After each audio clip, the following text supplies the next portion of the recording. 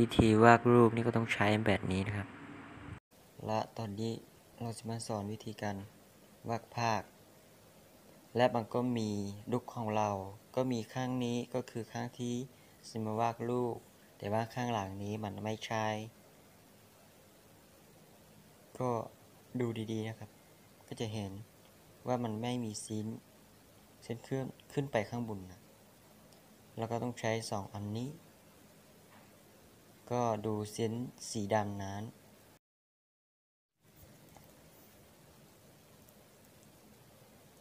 แล้วก็มาดูโทรศัพท์ของเราก่อนนะครับก็วิธีการวาดภาพเนี่ยก็ต้องมีแอปนี้นะครับถ้าใครยังไม่มีนะไปดาวน์โหลดอยู่ Play Store เลยครับก็ตอนนี้เราเข้ามาได้แบบนี้แล้วนะครับแล้วก็ต้องกดเข้าไปเลยแล้วก็ออกมาหน้าแบบนี้ครับก็เลือกเข้าไปรูปของเรากดไปเลยแล้วก็เลือกรูปที่เราอยากวาดกดไปเลยแล้วก็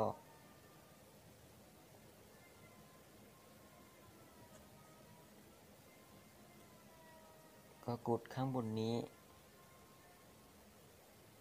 กดไปเลยแล้วก็ตอนนี้ก็ได้มาแบบนี้แล้วนะครับก็ได้มาแบบนี้แล้วถ้าเราอยากวาดเป็นโสแล้วก็ต้องกดข้างหลังนี่นะครับแต่ว่าตอนนี้เราก็ใช้สีนะครับก็ใช้ทางนี้แล้วมันก็ได้มาแบบนี้แล้วครับแล้วก็กดข้างบนนี้เอาไปเลยไปเข้าอยู่รูปของเราเลยแล้วก็กดไปเลยแล้วก็มันก็ได้มานะครับแล้วก็กดไปที่โปรไฟล์รูปของเรา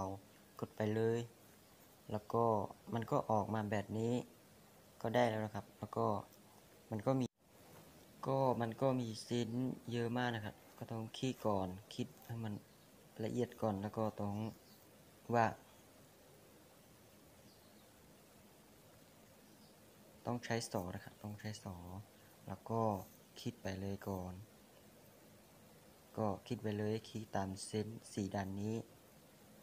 ก็คิดไปเลย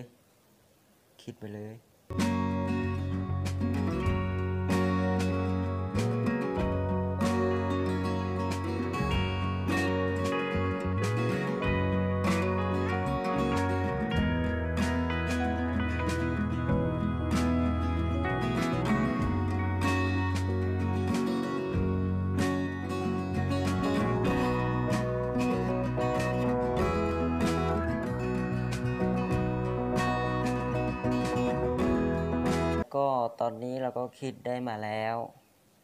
แล้วก็ดูนะครับก็คิดได้มาแล้วแล้วก็อย่างอีกครั้งนึงก็อย่างครั้งนี้นะครับก็ต้องขีดไปเลยครับ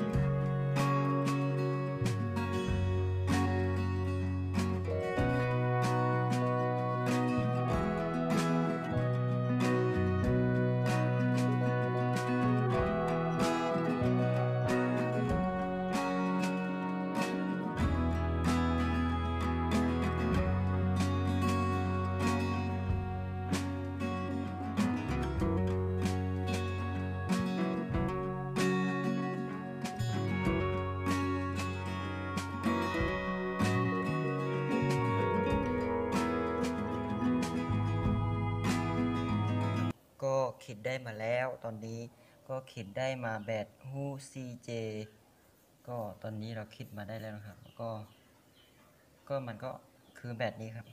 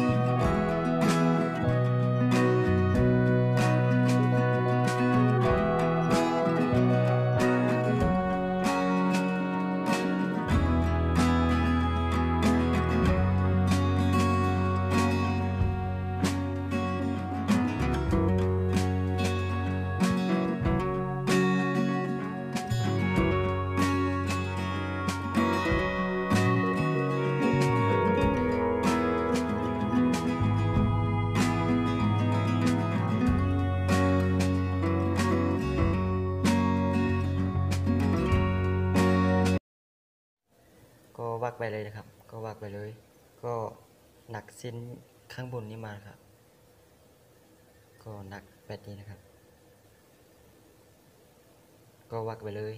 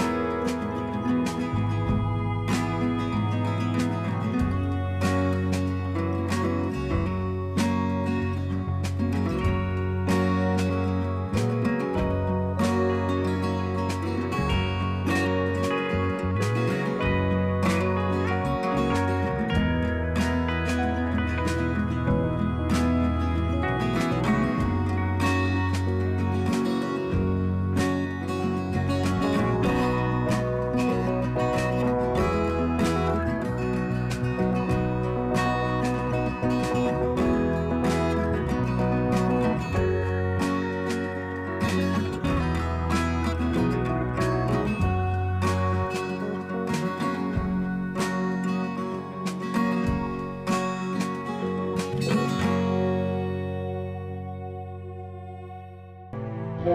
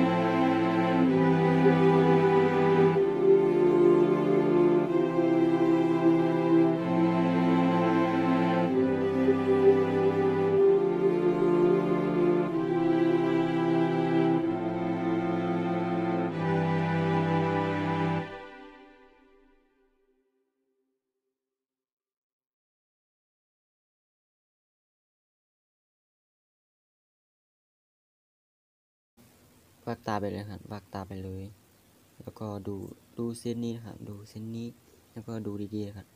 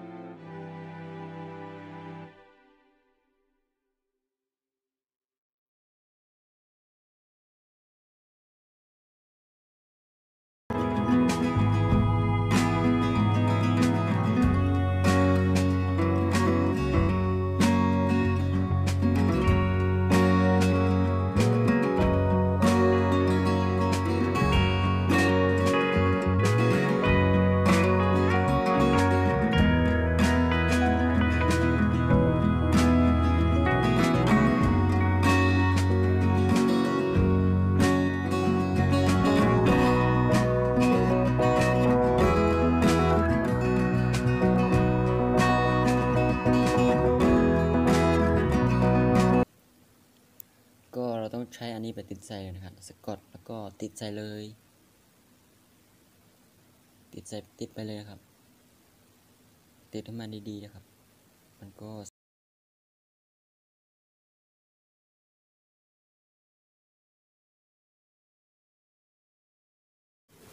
ตอนนี้เราก็ติดได้มาแล้วครับ แล้วก็เราต้องใช้สีก็ใช้สีไม้นะครับ สีนี้ครับ